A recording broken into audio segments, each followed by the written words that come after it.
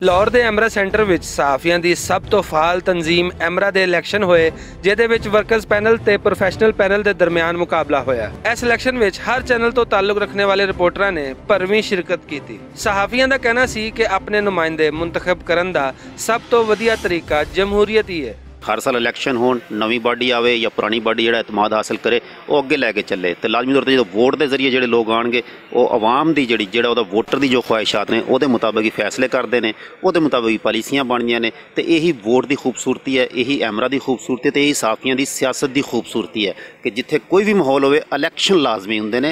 तो यही मेरी दुआ ही है कि कम अज़ कम इलैक्शन का सिलसिला जारी रहे, चाहे वो साफियां दी तंजीमां होण चाहे मुल्क दियां कोई दूसरे अदारे हो। इस मौके पर सहाफियां दे प्रोफैशनल पैनल वालों सदर के उम्मीदवार आसफ भट्ट होरां दियां मीडिया वर्कर्स के हकूक वास्ते कीतियां जाने वालियां कोशिशां की तारीफ की गई।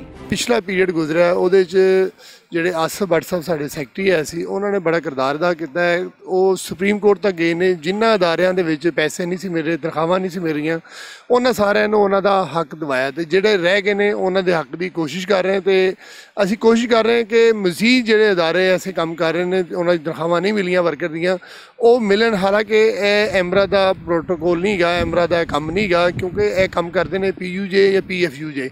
ਲੇਕਿਨ ਕਿਉਂਕਿ ਅਸੀਂ ਐਫਰਟ ਕਰਨੀ ਹੈ ਵਰਕਰ ਦੀ ਕਿਸੇ ਵੀ ਕਿਸੇ ਸ਼ੇਪ ਦੇ ਵਿੱਚ, ਤੇ ਇਹ ਵੀ ਇੱਕ ਐਫਰਟ ਸਾਡੀ ਹੈ। ਇਸ ਮੌਕੇ ਤੇ ਪੰਜਾਬੀ ਮੀਡੀਆ ਗਰੁੱਪ ਦੇ ਚੇਅਰਮੈਨ ਮੁਦੱਸਰ ਇਕਬਾਲ ਭੱਟ ਤੇ ਔਨ ਰਿਕਾਰਡ ਦੇ ਚੀਫ ਐਡੀਟਰ ਕਾਜ਼ੀ ਤਾਰਕ ਹੋਰਾਂ ਨੇ ਵੀ ਆਪਣੇ ਸੀਨੀਅਰ ਸਾਥੀਆਂ ਦੇ ਨਾਲ ਐਮਰਾ ਸੈਂਟਰ ਦਾ ਦੌਰਾ ਕੀਤਾ ਤੇ ਸਹਾਫੀ ਵਰਕਰਾਂ ਦੇ ਹੱਕ ਵਿੱਚ ਆਪਣੀ ਹਮਾਇਤ ਦੀ ਯਕੀਨ ਦਹਾਨੀ ਕਰਵਾਈ। पहली गल तो यह कि एमरा जिदे अज इलैक्शन हो रहा ने, मैं समझना कि पिछले 1-2 सालों जोड़ा किरदार सामने आया है वो बिल्कुल कारकुनों की हमायत इन्हें बहुत बेहतर काम किया। और मैं समझना कि जी ऑर्गेनाइजेशन कारकुनों के हकूक का तहफ़ुज़ करती है वो ही पनप सकती है। जिस तक मैं समझना वा कि इस हवाले नाल कारकुनों के तहफ़ुज़ के हवाले नाल मौजूदा जी काम कर रही है पिछले कुछ अरसे तो ये अच्छे अंदाज का काम कर रही है और साड़ी करमे दरमे सुखने ਇਹਦੀ ਮਦਦ ਸ਼ਾਮਲ ਇਹਦੀ ਹਮਾਇਤ ਸ਼ਾਮਲ। ਪਿਛਲੇ ਕੋਈ ਚੰਦ ਸਾਲਾਂ ਤੋਂ ਯੂਜੇਸ ਜਿਹੜੀਆਂ ਨੇ ਉਹਨਾਂ ਦਾ ਕਿਰਦਾਰ ਬਿਲਕੁਲ ਨਾ ਹੋਣ ਦੇ ਬਰਾਬਰ ਹੋ ਗਿਆ। ਉਹਦੇ ਵਿੱਚ ਉਸ ਤੋਂ ਬਾਅਦ ਜ਼ਰੂਰਤ ਸੀ ਕਿ ਕੋਈ ਅੱਛੀ ਅਗਰ ਯੂਜੇਸ ਦੀ ਕੋਈ ਕਿਆਦਤ ਹੁੰਦੀ ਤੇ ਉਹ ਇਹਨੂੰ ਬਿਹਤਰ ਜਾਂ ਇਹਨਾਂ ਨੂੰ ਆਪਸ ਦੇ ਵਿੱਚ ਜਿਹੜੀਆਂ ਰੰਜਿਸ਼ਾਂ ਸੀ ਉਹਨਾਂ ਨੂੰ ਦੂਰ ਕਰਦੀ, ਲੇਕਿਨ ਉਹ ਬਜਾਏ ਦੇ ਉਹ ਹੋਰ ਪੜਦੇ ਗਏ ਔਰ ਉਹਨਾਂ ਦਾ ਜਿਹੜਾ ਕਿਰਦਾਰ ਸੀ ਸਾਰਾ ਉਹ ਆਸਫ ਭੱਟ ਦੇ ਕੋਲ ਆ ਗਿਆ ਔਰ ਆਸਫ ਭੱਟ ਨੇ ਉਹਨੂੰ ਬੜਾ ਬਖੂਬੀ बड़े आसन अंदाज नाल संभालिया और वो नौजवानों वास्ते खास तौर साफी कारकुनां वास्ते उन्हें मालकान और जिहड़ा एक सेठ माफिया वा अखबारी और मीडिया इलैक्ट्रॉनिक मीडिया दे विच उन्हां दे खिलाफ आवाज़ बुलंद की।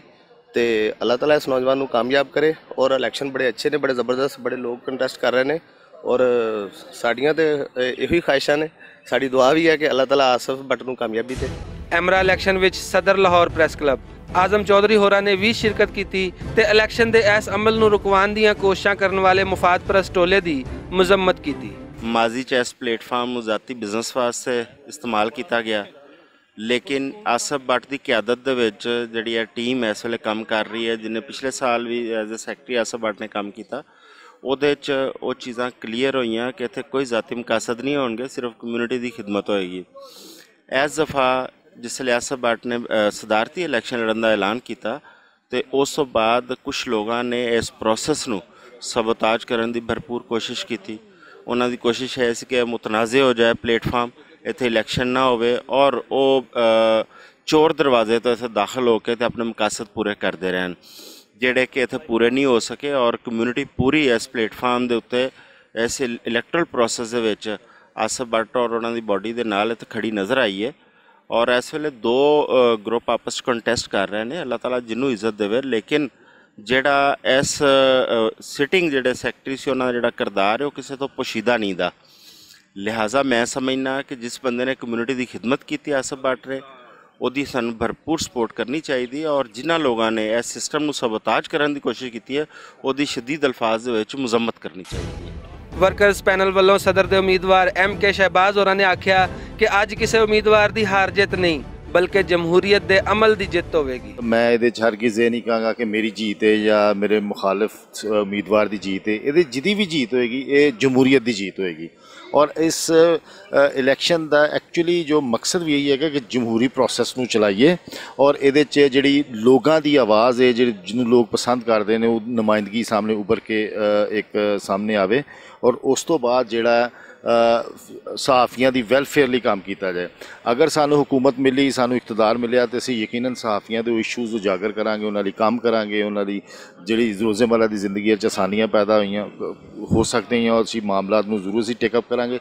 और अगर इस साडे वोटर्स ने सानू ओपोजिशन दी तो असीं एक मजबूत ओपोजिशन का किरदार अदा करांगे ताकि जिहड़ा भी सदर मुंतखब होवे वो सहाफ़ियां दी नुमाइंदगी प्रॉपर तौर पर कर सके। प्रोफैशनल ग्रुप के सदारती उम्मीदवार आसिफ भट्ट होरां ने एक बारी फिर सहाफ़ी कारकुनां की तर्जमानी करदियां होइयां सहाफ़ियां दे हकूक गज़ब करन वाले मालकान नूं ललकर मारी। चाहे वो ज़ियाद शाहद होवे, चाहे वो मुजीबुर रहमान शामी होवे, चाहे वो मीर शकीलुर रहमान होवे, तो चाहे वो 7 न्यूज़ का मालक उमर नज़र शाह होवे, तो चाहे वो बिजनेस प्लस का मालक होवे। गल है कि सहाफ़ियां दे हकूक लई सानू जिथे तक भी जाना पे असीं जावांगे। पहले भी असीं ग्रेज नहीं किया तो हुण भी नहीं करांगे और असीं मालकां नूं इक्को ही गल कहने असीं जित्तीए या हारीए, लेकिन तुहाडे लई साडे वास्ते कोई जगह नहीं गी। तुसीं साडे वर्करां नूं मुहब्बत देवोगे, तनख्वाहां देवोगे, उन्होंने रिलीफ देवोगे तो साडे वालों भी तुहानूं मुहब्बत मिलेगी, रिलीफ मिलेगा और असीं तुहाडे नाल शाना बशाना चलांगे। अगर तुसीं साडे मुलाजमीन नूं, वर्कर्स नूं या खवातीन नूं या जेंट्स नूं किसी नूं भी हरासा करने की कोशिश की तो एमरा का तो मैंने पता नहीं कि अगर अल्लाह ताला ने इज्जत देंदे ने तो एमरा भी बाडी उन्होंने सामने सीना पर दीवार होएगी तो आसिफ भट्ट भी होएगा। सारा दिन पैन वाली वोटां की गिनती हुई तो प्रोफैशनल ग्रुप के सदारती उम्मीदवार आसिफ भट्ट होरी भारी अक्सरीयत नाल कामयाब हो गए। आसिफ भट्ट होरां दी कामयाबी जिथे सहाफ़ी कारकुनां वास्ते खुशी का बायस है उत्थे ही सहाफ़ियां दे वाजबात अदा ना करन वाले मालकान वास्ते परेशानी का बायस है, क्योंकि ऐसे गासब मालकान वास्ते आसिफ भट्ट होरां दे कागज़ां विच कोई माफ़ी नहीं। कैमरामैन जिशान भट्ट दे नाल असगर अली, भुलेखा टीवी, लाहौर।